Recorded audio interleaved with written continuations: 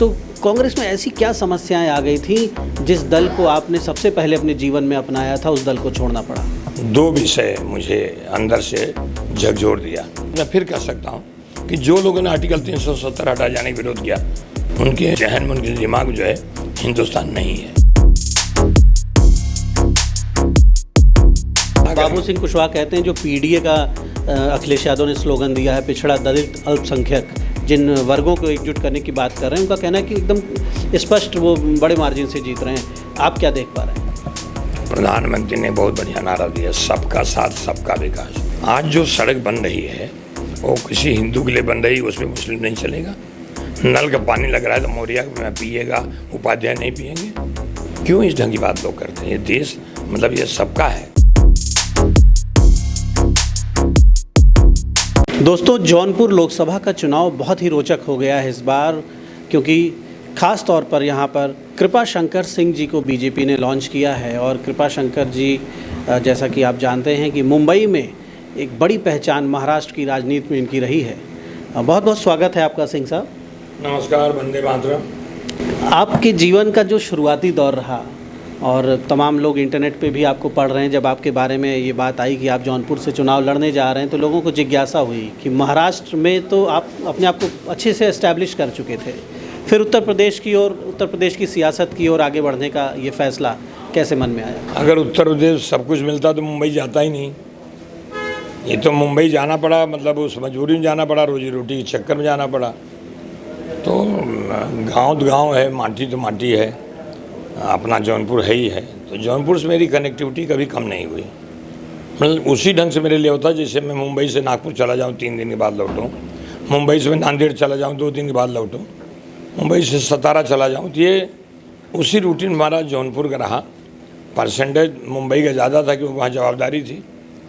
और आज जो है जब इस ढंग की जवाबदारी मुझे भारतीय जनता पार्टी ने दी तो मन आनंदित हुआ, क्योंकि एक पीड़ा तो हमेशा रहती थी कि क्यों जौनपुर से लोग, मतलब मुंबई में हर छठवां उत्तर भारतीय जौनपुर का है। सबको मालूम, कारण स्पष्ट है। जौनपुर कोई इंडस्ट्री नहीं है, जौनपुर कोई ऐसी फैक्ट्री नहीं है जहां लोग रोजी रोटी के लिए जहां जाएं। हमारे बगल में वाराणसी है, कितना डेवलप हो रहा है, उधर सुल्तानपुर डेवलप हो रहा है, अयोध्या धाम है ही है। तो हमारी शीतला धाम में क्यों लोग मतलब बाहर जाओ, जबकि जगह बहुत यहाँ पे है। और मुझे लगता है कि एक जो पीड़ा थी हमारी सबकी है, आज भी है। जौनपुर जनता ने आशीर्वाद दिया, तो मैं आपके माध्यम से कह सकता हूं कि आने वाले 3 साल, मैक्सिमम 4 साल के बाद जौनपुर के लोगों को रोजी रोटी के लिए बाहर नहीं जाना पड़ेगा। ये बड़ी बात कह रहे हैं कृपा शंकर जी, और ये मेरा सवाल भी होने वाला था कि 4 दशक पहले शायद आप भी जौनपुर से गए थे रोजी रोटी के लिए। आखिर जौनपुर जिसकी मेधा, जिसका टैलेंट, जिसकी ऊर्जा मुंबई को संवार सकती है, उस जौनपुर के लोग रोजी रोटी के लिए बाहर जाने को विवश क्यों हैं? उस सवाल करने के पहले ये जवाब आपने दे दिया। युवाओं में बड़ी जिज्ञासा है, युवा जानना चाहते हैं कि शुरुआती फेज़ में कैसा स्ट्रगल रहा। और मैं चाहूँगा संक्षेप में बताएं, आपको कई कार्यक्रमों में जाना है। यहाँ से जब आप निकले तो किस हालत में जीवन था, कैसा संघर्ष था, और वहाँ पहुँचने के बाद खुद को इस्टेब्लिश करने की जो यात्रा रही शुरुआती, वो कैसी रही? पहले तो एक मन में संकल्प था कि मैं मुंबई जाऊँगा और मैं तब तक नहीं लौटूंगा जब तक मेरा परवाने। एज मतलब अब क्या बताएं, आपकी 21 साल की उम्र थी। और 1 दिसंबर 1971 को मैं मुंबई गया था। 3 दिसंबर को मुंबई पहुंचा था। तारीख भी याद है, टाइम याद है। टिकट के पैसे 21 रुपया 20 पैसे टिकट का फेयर था। 100 रुपया घर से मिला था। तो एक बार मतलब जैसे हम इन्हें करेंगे, हर क्षेत्र के लोग मेहनती होते हैं, पर जौनपुर जो टैलेंट है इस देश में सबसे ज़्यादा प्रशासनिक अधिकारी अगर किसी ने दिया है, सबसे ज़्यादा आज भी, तो वो हमारा जौनपुर है। और क्षेत्र माधोपट्टी हो, गोधना हो, उद्दूपुर हो, नेवादा, मतलब और दूसरे क्षेत्रों से भी काफ़ी हमारे IAS IPS और PCS तो बहुत बन ही रहे हैं। तो जौनपुर टैलेंट बहुत है। टैलेंट इसलिए मैं कह रहा हूँ, एक समय था कि मुंबई जाने के बाद वो परिवार जो इतने थे घुटने भर गोबर में, गोबर हटा करके गाय के भैंस गाय जो भी थे करते थे, आज उनका बेटा इंजीनियर है, उनका बेटा डॉक्टर है, उनका बेटा उद्योगपति है। तो परिश्रम लेके गए थे, और परिश्रम मेरा मूल मंत्र है। बोलते हैं हार्ड वर्क है नो अल्टरनेट। तो परिश्रम का कोई विकल्प नहीं है। नौकरी किया, नौकरी करते करते मुलाकात हुई किसी एक बहुत सीनियर लीडर से, उन्होंने मुझे बुलाया, चलते रहा क्रम। मतलब मुंबई में रह कर के 3 बार एक ही कॉन्स्टिट्यूंसी से विधायक बनना, इसके बाद विधान परिषद में मेरा 6 साल था, 5 साल पूरा हुआ तभी मुझे चुनाव लड़ा देना। मेरे जैसे आदमी की एक मतलब किसान का ही बेटा ना, और क्या मेरा बैकग्राउंड था नहीं कि मेरा पिताजी कोई मतलब MLA थे, MP थे, ये विरासत तो राजनीतिक थी नहीं, लेकिन विरासत एक परिश्रम और संस्कृति की थी। तो ये मिला और मुझे लगता था कि क्या कभी मुझे मौका मिलेगा कि अपने गांव में जा कुछ कर सकूं। ईश्वर ने मौका दिया है। संघर्ष सब लोग करते हैं। आज भी मैं कह रहा हूं कि इस क्षेत्र में, जौनपुर में कई क्षेत्र ऐसे हैं, अगर मुंबई से पैसा कमा के, मुंबई या सूरत भी गए होंगे लोग, अहमदाबाद भी गए हैं लोग, अलग अलग जगहों पर गए, अगर वो पैसा नहीं दें तो उनके घर के बच्चे न कपड़े पहन सकते हैं, न किताब खरीद सकते हैं। ये स्थिति है।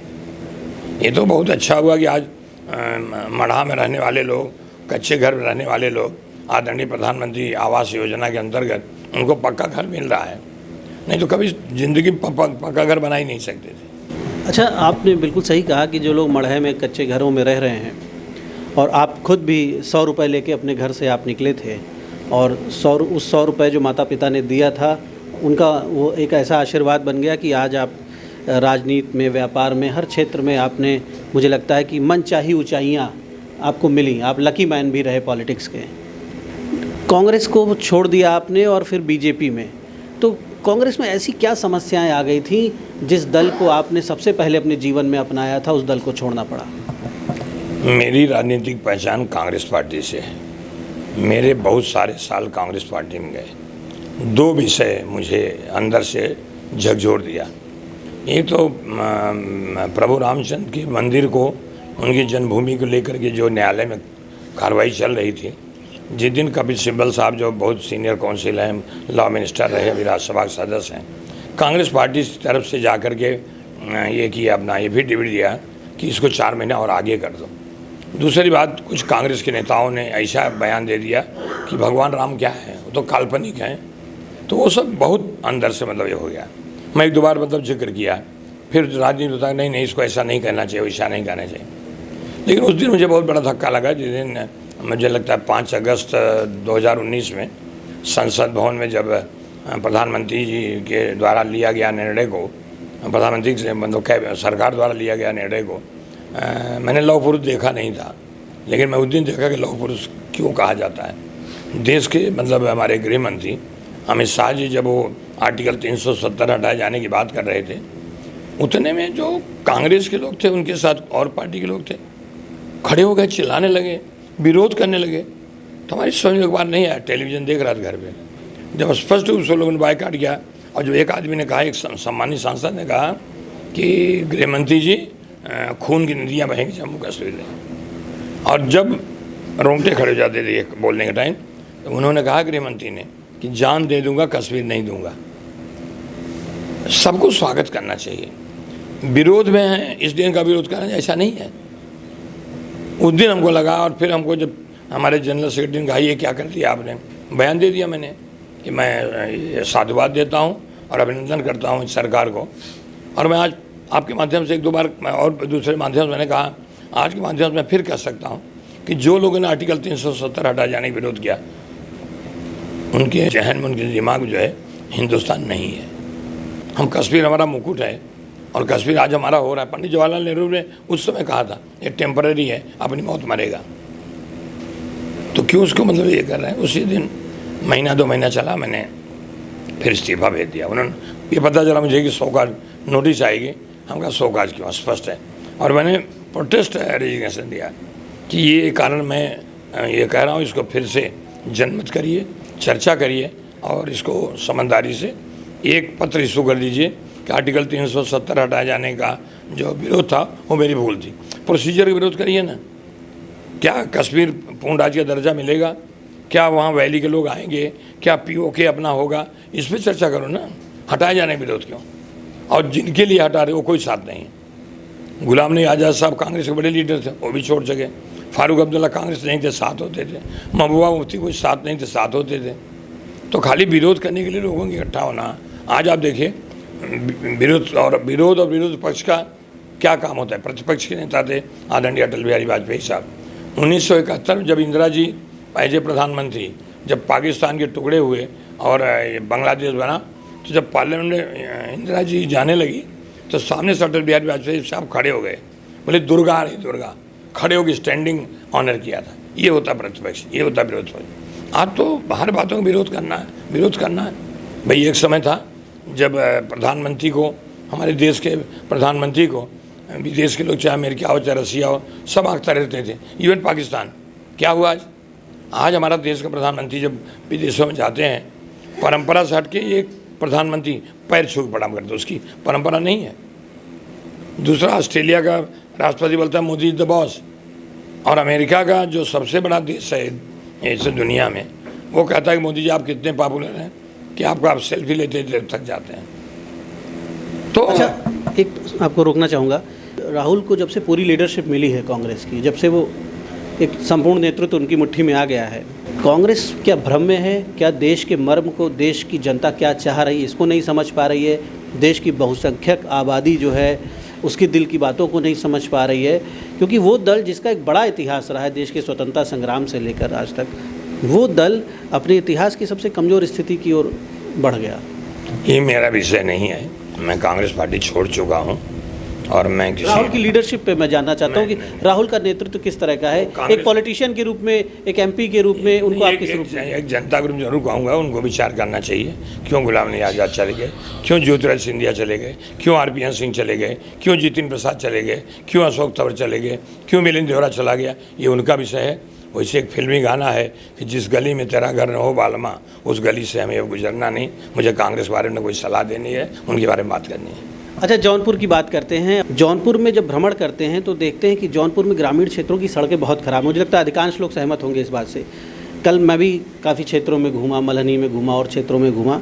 सड़कें इतनी ज़्यादा ख़राब हैं जौनपुर में कि ऐसा लग रहा है कि यहाँ के पॉलिटिशियंस ने जौनपुर के साथ न्याय नहीं किया है।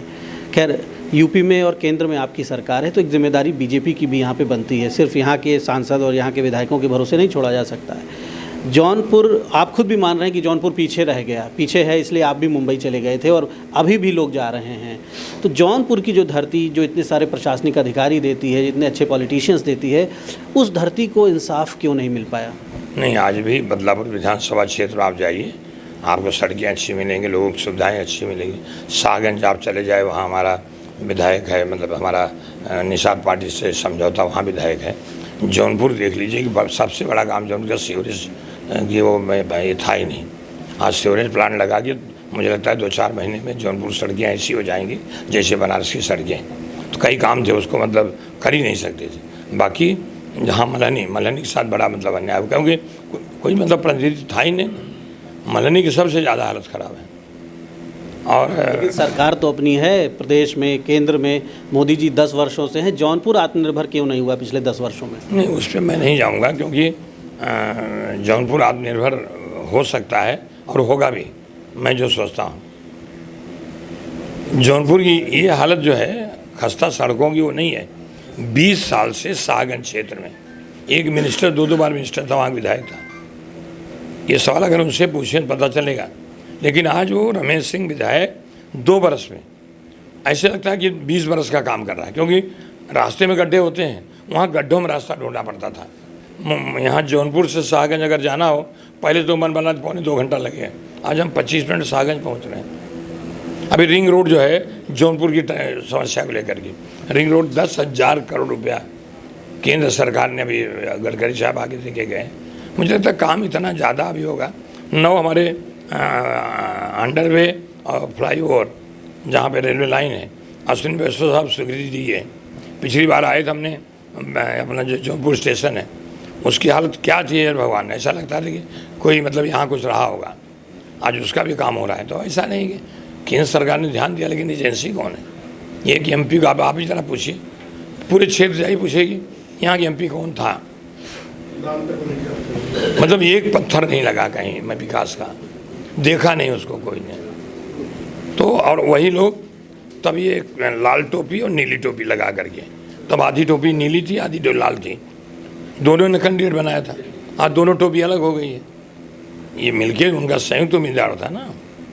इस बार जो संयुक्त उम्मीदवार आए हैं कुशवाहा जी को आप किस तरह देखते हैं, उनके व्यक्तित्व को, और कैसी चुनौती आप महसूस कर रहे हैं कुशवाहा जी से? चुनौती होती है।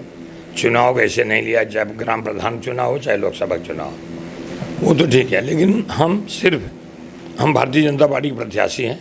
हमको एक ही चीज़ दिखाई पड़ता है कि केंद्र में आदरणीय प्रधानमंत्री नरेंद्र मोदी जी और प्रदेश में आदरणीय योगी आदित्यनाथ जी जो हमारे मुख्यमंत्री हैं, उन्होंने जो काम किया है। आप 2014 का पहले भारत देखिए और 2014 के बाद का भारत देखिए, उसी में जौनपुर भी आता है।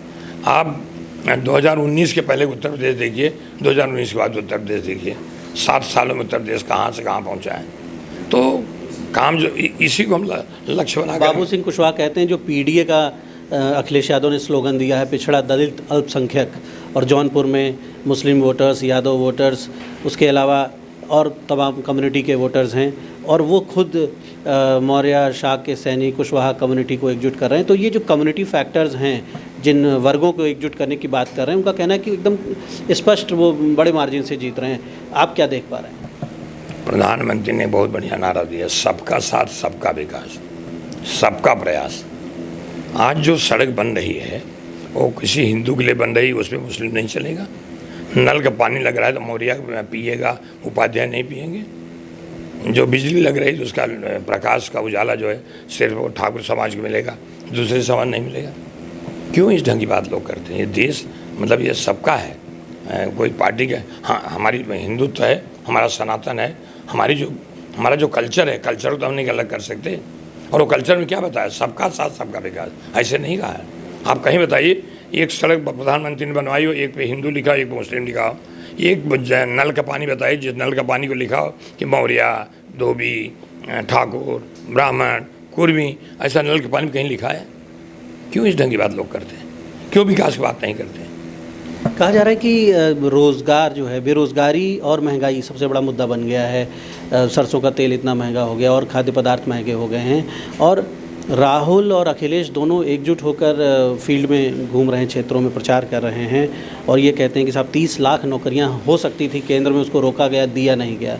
तो युवाओं को क्या आप क्या देख पा रहे हैं? युवाओं में कुछ विचलन है क्या? युवाओं का कुछ मुहवांग हो रहा है? नौकरी देना है और युवाओं को कहीं दूसरे मार्ग पे भटक रहे नहीं देना है। इसीलिए मैं कह रहा हूँ कि 3 या 4 साल के बाद ईश्वर ने, भगवान ने अगर हमको ये यहाँ पे समर्थन दिया, हमको उस जगह पे बैठने का मौका मिला, तो मैं आपसे कह सकता हूँ 3 या 4 साल के बाद एक आने वाली पीढ़ी, उनको रोजी रोटी के लिए बाहर नहीं जाना पड़ेगा। धनंजय सिंह फैक्टर क्या असर कर रहा है इस चुनाव में? छत्री समाज के बड़ी संख्या में लोग कह रहे हैं कि धनंजय के साथ गलत हो रहा है, उनकी जेल भी ट्रांसफ़र और दूर कर दिया गया उनको। आपको क्या दिख रहा है? लोग कह रहे हैं कि एक बड़ी राजनीति इसके पीछे भी है। अब लोग कहें यहाँ कोई राजपूत और मुग़ल की लड़ाई नहीं हो रही है कि राजपूत इकट्ठा हो गया मुग़ल को भगाओ करके, ऐसा कुछ नहीं। कुछ लोग विचार होंगे, चुनाव लड़ते हैं मैदान, सबका अपना अपना विचार आएगा, इस पर फैसला जनता को लेना है।